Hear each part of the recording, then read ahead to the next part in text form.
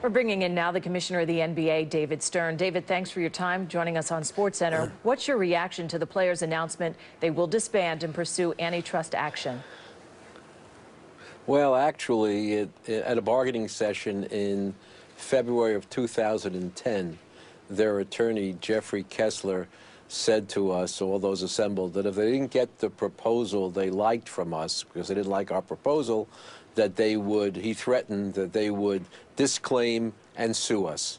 That threat has been ongoing until now, despite the NBA's good faith bargaining. The players, by doing this action, walked away from an offer that would have not had a rollback of existing contracts.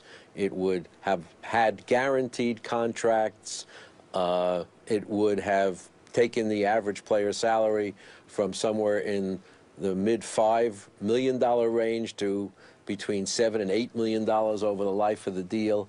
But apparently it was not to the liking of the players. We anticipated this. We filed an unfair labor practice charge with the National Labor Relations Board some time ago, saying that the threat of decertification and its use of a tactic, really, was causing the union not to negotiate in good faith. And we started a federal action against the union, saying that they were heading in this direction, refusing to bargain in good faith because they thought that they would be decertifying or disclaiming, excuse me, and sue us in federal court. So there's an NLRB proceeding. There is a federal court action, both commenced and moving along. And frankly, by this, I would say, irresponsible action at this late date, Billy Hunter has decided to put the season in jeopardy and deprive his union members of an enormous payday. How will this affect the chances of a season? Are you prepared to cancel more games at this point?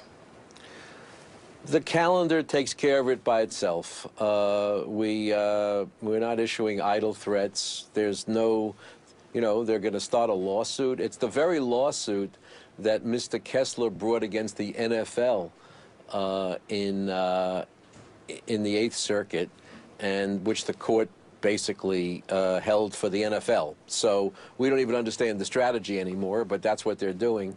And curiously, Mr. Boies, who I understand has been retained by the Players Association, represented the NFL represented the NFL in the case out in Minnesota. So it gets stranger and stranger, and I think that the chances of the season slipping away from us and the players losing all that they have worked very hard to achieve, it's really a tragedy. It's really a tragedy. How would you describe the advice the players are receiving from leadership? Well, we had a revised proposal which met many of their concerns over a 2.5-year negotiating period.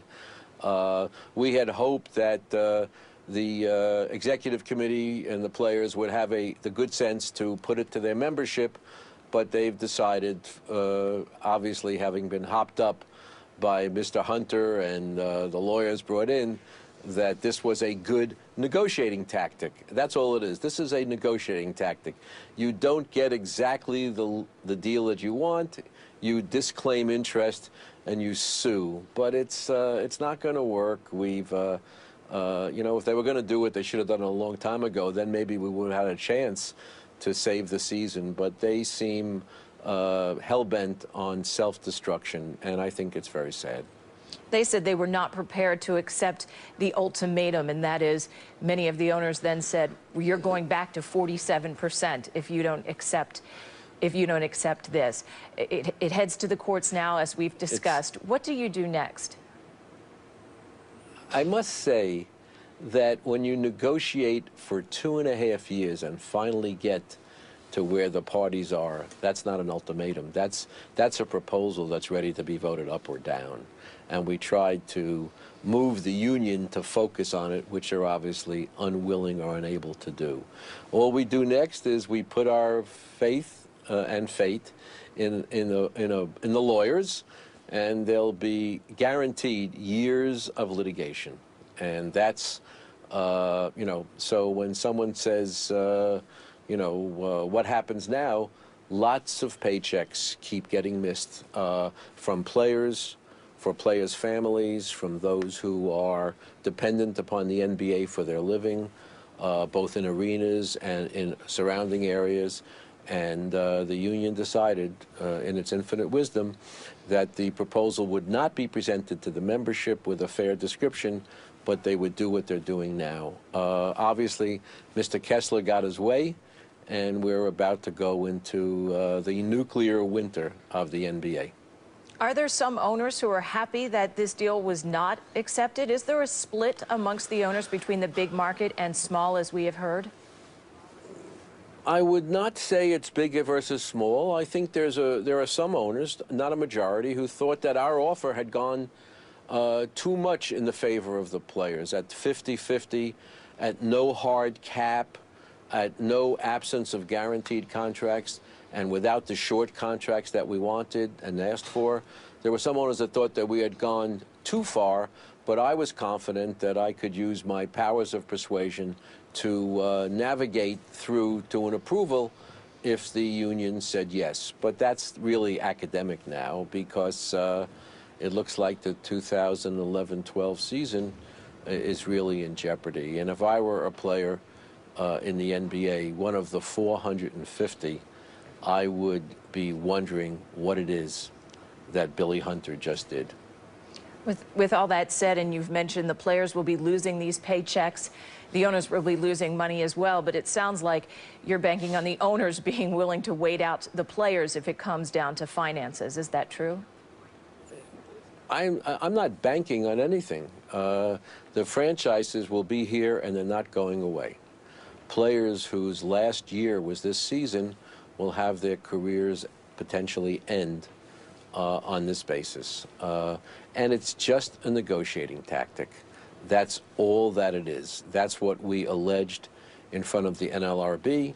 This sham of magically we're taking the union and we're performing an act of magic and it will become something else, and then we'll negotiate in a court settlement. It's just a big charade, and it's really irresponsible given the timing of it. It's okay to do it when you haven't lost a game, but to do it now, the union is ratcheting it up to, I guess, to see whether they can scare the NBA owners into something. That's not happening.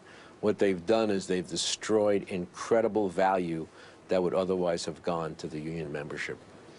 Knowing that these players will be losing paychecks, some the remainder of their careers, as you point out, is there at all an element of surprise? Are you surprised at all at their resolve? I don't think it's resolve. I think it's bad advice that got them up. This is not about player resolve. This is going to wind up being a very unwise decision that will not be classified historically as resolve. They've been badly misled. Long term, what are the ramifications and what are your fears concerning both finances and also a fan base that enjoyed an incredible postseason last year? Well, the fans can think that we were very close and the players decided to blow it up. And I understand they'll be angry with both sides. And if there ever is a deal, because there usually is one, we'll do what we can to win them back. And that's all I can say. I'm sorry. I wish the union hadn't done this, but it's their choice. Their timing is not very good, and their rhetoric is almost humorous in terms of the magical trick that's going to allow them to improve their negotiating position. On a very different note, but on a personal note for you yourself, Commissioner Stern, as a fan and someone who's protected this sport for decades now, how does this affect you today on a personal level? Well, as I said, I'm saddened. I was optimistic that if the union had put this out to a vote of its membership, we all would have had a 72-game season for the 11-12 season, where our players would be operating under a very fair arrangement that had guaranteed contracts, had their salaries going up to $8 million, you know, and didn't have a hard cap. Apparently, it's not to be. And so as a personal matter, as a fan, and as someone who has devoted his entire career to growing the pie for the benefit of our players and owners, and keeping the game at a certain level for the benefit of our fans, I'm terribly disappointed. And finally, but having said that, we knew this was coming. We filed the unfair labor practice charge. We commenced the federal litigation. We're familiar with the playbook, even if it's poorly timed.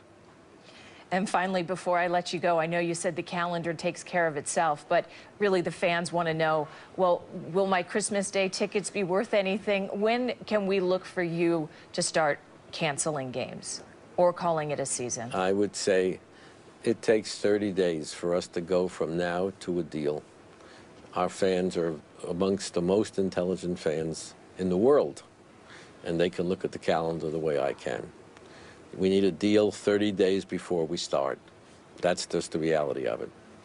NBA Commissioner David Stern. And now we have no, and now there's no one to negotiate with, because the union's not there, and we won't be doing anything soon with respect to their lawyers, whoever their lawyers may be. Okay, we will wait to hear then, I guess, much like yourself.